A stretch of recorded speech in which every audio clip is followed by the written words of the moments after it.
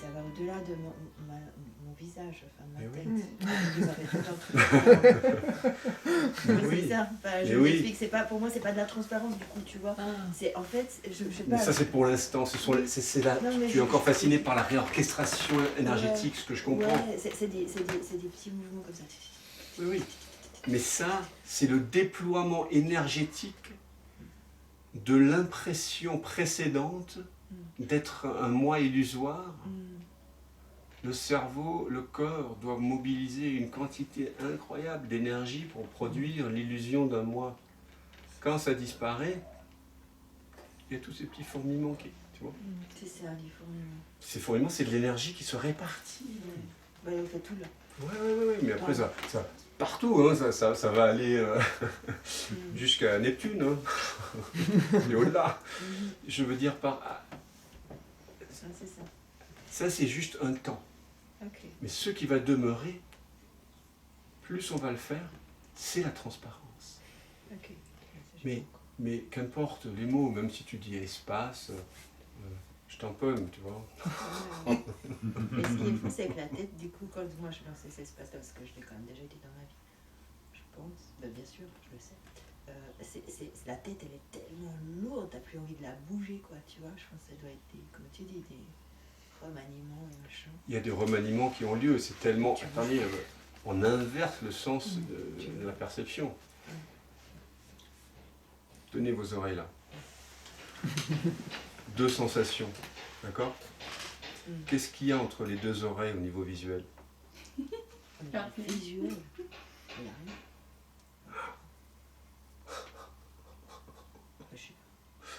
Il n'y a rien et il y a tout. C'est ça. Hein, il y a tous les amis qui sont là, la pièce, le Mont Blanc. Mais il n'y a même pas d'oreille. Non, il n'y a pas d'oreille, il y a juste une sensation, il n'y en a même pas 2. Il n'y en a qu'une en fait. Ouais. C'est ça qui est étrange. En réalité, vous ne sentez qu'une sensation. Ouais, la pensée va vous dire 2, mais en fait, vous n'en sentez qu'une. En fait, le corps, c'est une construction mentale. Alors, on va déconstruire petit à petit cette construction mentale. Ne vous inquiétez pas, vous continuerez à éviter les branches en vélo, sur les chemins forestiers. Mais, et d'ailleurs, on fonctionne beaucoup mieux à partir de l'espace. Je peux en témoigner parce que, par exemple, à une époque, j'aimais beaucoup courir. Je courais beaucoup et je dévalais les pentes. J'aimais beaucoup en montagne ou partout où j'allais dans la nature. Avant, dans une époque préhistorique, quand je me prenais pour quelqu'un, je faisais très très attention. Puis de temps en temps, je me tournais la cheville quand même. Et en vision sans tête, ça faisait ta ta ta ta ta ta ta ta ta ta ta ta. En fait, le corps, il bougeait tout seul. En fait, quand vous ne voulez pas faire attention, quand vous ne voulez pas contrôler, quand vous laissez le corps agir tout seul, il agit, toute chose étant égale par ailleurs. Je ne dis pas qu'on ne peut pas faire d'accident, mais on en fait moins. C'est plus efficace, il y a une efficience. Vous comprenez? Et le corps, il sait très bien ce qu'il a à faire.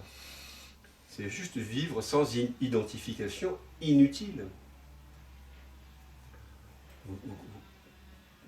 Vous avez encore les mensurations à peu près de votre corps, comme quand vous vous identifiez à votre voiture. Hein, vous prenez une Fiat, petite Fiat, et puis vous allez dans une grosse Volkswagen, vous changez d'identité. Là. Vous ne vous garez pas pareil, enfin, j'espère. On a ça qui se fait tout seul. Voilà. Mais la plupart du temps, il n'est pas nécessaire de mettre l'attention particulière sur le corps.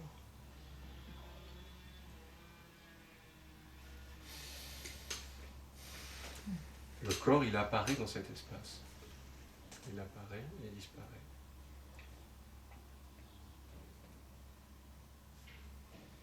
Et vous en prenez naturellement soin, comme vous prenez soin des autres corps, dans la mesure de votre éducation, de vos savoirs, de votre personnalité. Ça se fait naturellement. En fait, c'est une vie simple, hein. Vivre à partir de l'espace, il n'y a rien d'héroïsant. Vous voyez, on a construit en fait une spiritualité comme on construit des mythes, donc avec des histoires autour et des héros. Le Bouddha, le Christ, Ramana Maharshi. Donc on a l'impression que c'est une espèce d'étoile, l'inaccessible étoile, hein, dont parlait Brel. Mais non, c'est très simple. On n'a pas besoin de passer par le chat de l'aiguille de la vie du Bouddha. D'ailleurs, Bouddha, pour moi, signifie l'espace. Hein. Gautama, c'est la personne. Bouddha, c'est l'espace. Jésus, c'est la personne. Le Christ, c'est l'espace, ni plus ni moins. Donc vous venez de redécouvrir le Christ en vous, le Bouddha en vous. Hein. Arrêtons de tourner autour du pot, là. Je veux dire, là, on plonge dans le pot, quoi. Dans le pot de miel. Hein. On se fond dans le miel. Appelons un chat. Exact. Ou ne l'appelons pas, mais soyons le chat. Cet espace, tu veux dire, on en a fait toute une histoire. Hein? Et c'est simple. C'est vraiment simple. Alors on va prendre une pause, je vous propose de prendre une pause, et puis on ira dans le jardin, puisqu'il fait beau. Il y a des papillons aussi qui volettent. On ira faire des petites expériences dans le jardin, je pense que ça va être bien. Je peux juste poser une question? Ah oui. Tout à l'heure, tu disais la discrimination, c'est faire la distinction entre penser et puis voir. Enfin, penser, voir, penser. Et ce qui m'est venu, c'est aussi ressentir au lieu de dire aussi penser. Parce que j'ai l'impression qu'il y a certaines personnes qui sont moins avec la pensée, qui sont plus directes avec le ressenti, dont moi. Hein. Moi, c'est direct le ressenti. Des fois, il y a pas la pensée. Enfin, elle doit être là, la pensée, mais c'est très... ça va ensemble, quoi. Qu'est-ce qui va ensemble? Émotion, pensée. Enfin, tu vois, le ressenti de l'émotion... Enfin, tu vois, émotion, pensée, pour moi, ça va ensemble. C'est ça le problème. Non, je ne suis pas sûre que ce soit un problème. C'est qu'en fait, dans le cerveau, ça va hyper vite. Hein. C'est pour ça qu'on essaie de voir. Ouais. Pour dissocier la pensée du senti. Ouais. C'est ce qu'on va faire aussi.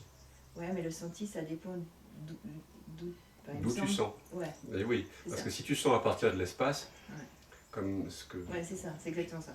Et si tu sens à partir de la pensée, c'est pas la même chose. Bien sûr. Eric vient de faire, il n'y a pas le pathos de l'émotion. Ah ouais, bien sûr. C'est une émotion froide. Mais c'est beau. Ouais. Mais tu vois, dans le vocabulaire, c'est pas toujours très clair. Non. C'est pour ça qu'on est là. On est là pour appeler un chat un chat. Non, mais c'est parce qu'il y a vraiment beaucoup de gens qui pensent que l'émotion, elle est plus pure que la pensée. C'est pas vrai. Ah bah non. Tu vois, elle est fabriquée de la même manière. Mais bien sûr. Voilà. C'est une perception. Voilà. Tout à fait. Voilà. Et les deux apparaissent sur l'écran de la conscience. Et vous pouvez sentir une pensée et vous pouvez sentir une émotion. Vous pouvez sentir une sensation. Vous pouvez faire l'unité avec un chant d'oiseau ou une tronçonneuse ou avec un concerto de Mozart. C'est la même intimité que vous avez trouvée. Toujours. Et oui, on peut sentir une pensée. C'est vrai. On peut être intime avec une pensée. Mais ce qu'on va découvrir dans cette intimité, c'est le mystère qui fonde celui qui goûte la pensée et la pensée. Quand on se rapproche d'une pensée et qu'on se fond en elle, on révèle l'essence qui est commune à la pensée et à l'apparent moi qui se rapproche de la pensée. En fait, il n'y a jamais eu deux.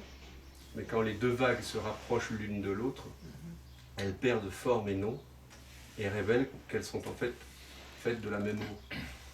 Donc on se rapproche d'une pensée, d'une sensation, d'un son, de n'importe quelle expérience, c'est le même amour qui est révélé, c'est la même présence qui est révélée, ça c'est vrai. Ouais.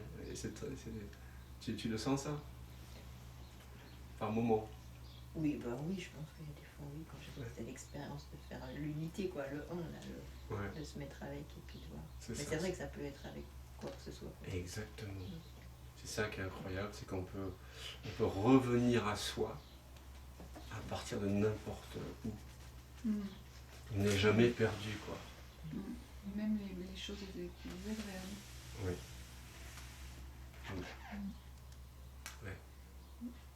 Pénélope, elle nous attend fidèlement. Oui, mais c'est possible. Et nous, on est le Ulysse qui cherche désespérément dans les tempêtes. Oui, parce que les dieux font vivre à Ulysse toute une série d'épreuves. C'est le mental, en fait. Charybde, Scylla, je ne sais plus comment, les nymphes, les cyclopes. C'est toutes sortes de pensées, en fait. Jusqu'au moment où il devient à nouveau intime avec tout ça. Il devient intime à chaque fois. Il fait l'expérience jusqu'au bout. Et au bout, qu'est-ce qu'il y a? Il y a le soi. Et Pénélope, elle figure le soi qu'elle a, toujours. Qui veille amoureusement. Il maintient toujours le fil. Ouais. C'est quand même bien fait. Ce fil de vie, je termine une chanson comme ça, je me chantais. Jamais interrompu.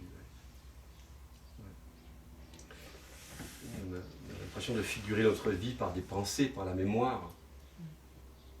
Et chacune des mémoires pourrait être une perle.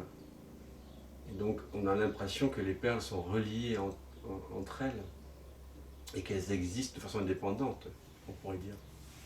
Que l'histoire est réelle. Mais en fait, ce qui donne la réalité au collier de perles, c'est le fil, bien évidemment, qui lui est invisible. Qui est la présence. C'est la conscience, en fait, qui est toujours la même.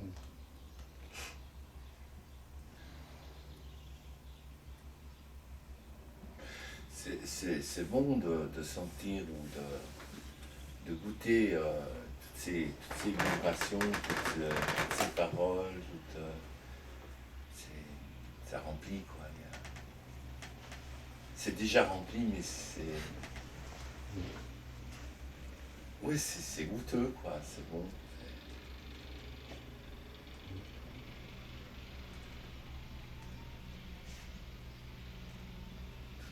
Toutes ces présences, quoi.